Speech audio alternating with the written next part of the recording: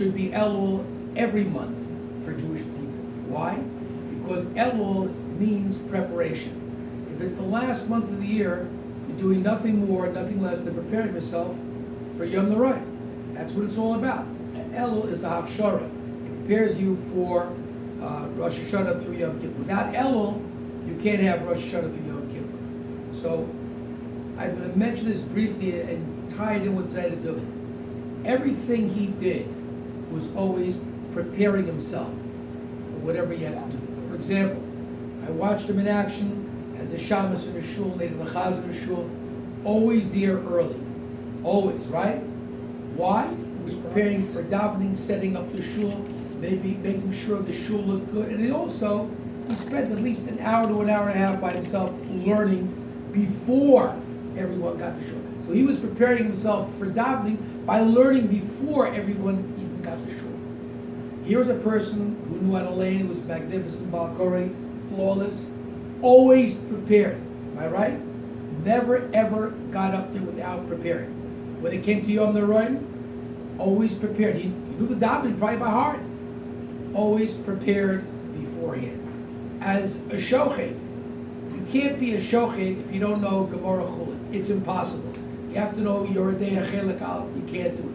He always prepared and always reviewed the halachas. Probably in Europe, he was a shochet because that's a halacha. You have to.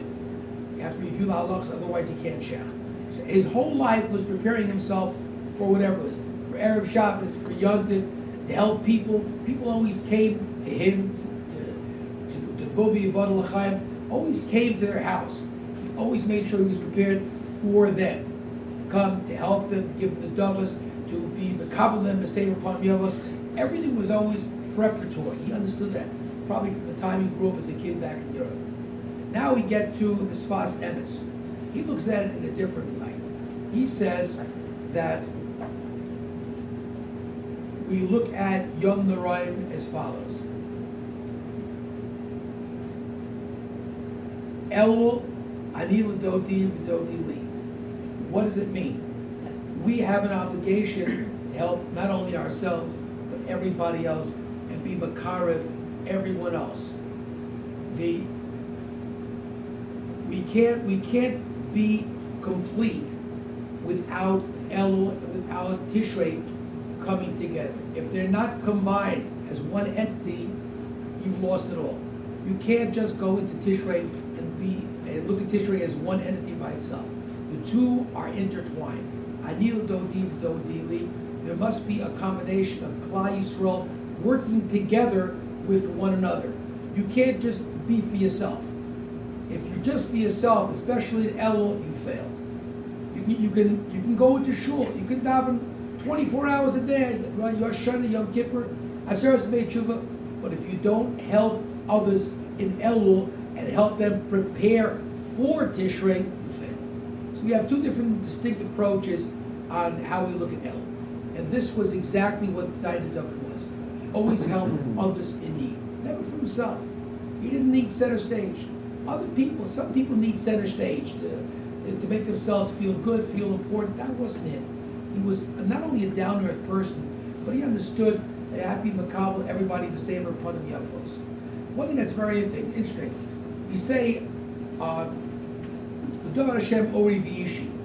We say this every single year, right before Rosh Hashanah, right? L'Davar Hashem Ori V'Yishi, Perek Chav Zayin, Tillit. We say it. There's one very important pasuk that we seem to really just overlook. We fly right through it, almost all of us do. Called Acha Sha'alti Me'esa Hashem Osa Avakesh. That one pasuk, what does it mean? It says Acha Sha'alti. David HaMelech is saying, I only went, by the way, David HaMelech and David Battalion thought the same way. He only wanted one thing. Lachzos B'noma Hashem L'Vaker B'Achalot. Just to be in Hashem's presence, to study Torah, and be with Hashem. That was his life, in a very succinct manner.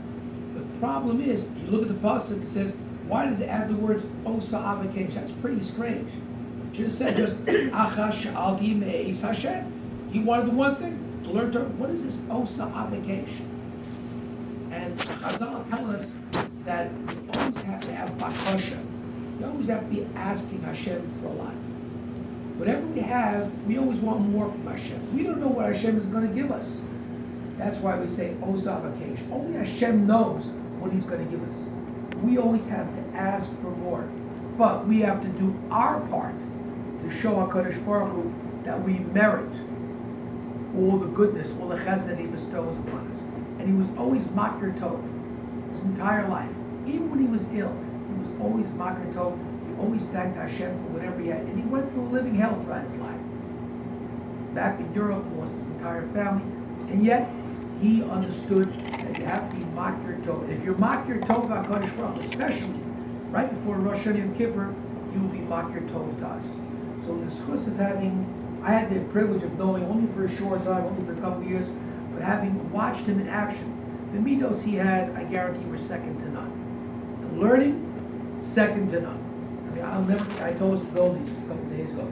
He asked me to come over to him and test him. This is really funny. I'm going to test him. I couldn't know what he knew. What he knew, I couldn't know in 100 years. I wish I knew 100 of what this man knew. When he was already ill, I'll never forget it the day I died. He said, Shimon, fire me, test me. I took out a Gemara Chul, that's what he asked for. I opened up the Gemara, just at will. I just opened it up. And I started reading 3 or 4 words on the block. He stopped me and he continued. And he said, I beat the cup my mind's still working. He said, once he was no longer able to continue learning at that level, then he said, the end's there. Those are exact words. So we have to learn from someone like that, who's always learning Torah, always involved in chesed, always involved in davening, without the fanfare, without looking for center stage. That's the mark of a real tzaddik. That's how I look at it. So we hope and pray HaKadosh Baruch Hu, they should be a Melitz Yosha for us. We should all be benched with a good gebenched year filled with Gesund, Parnasa Tova. We should all have Yiddish Nachas. We should all be see many simchas. All of us should see lots of simchas from all our kids and grandkids and Hashem. And Bubi Shab Rafu Shlema, Moshe Rafu Shlema. We should all dance at each other's simchas. We should all be zocha b'vias Mashiach b'korban Amen. Amen.